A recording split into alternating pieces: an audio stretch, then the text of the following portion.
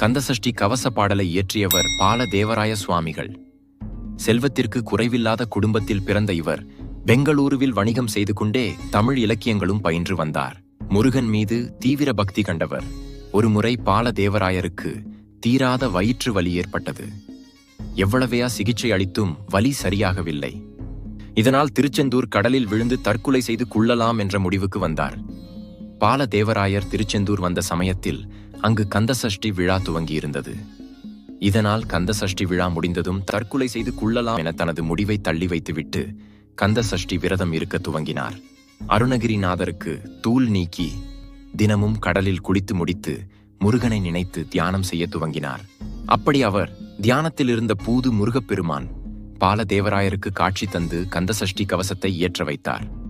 கந்தசஷ்டியின் 6 நாளும் முருகப்பெருமானை நினைத்து 6 கந்தசஷ்டி கவச பாடல்களை இயற்றினார் பாலதேவராயர்.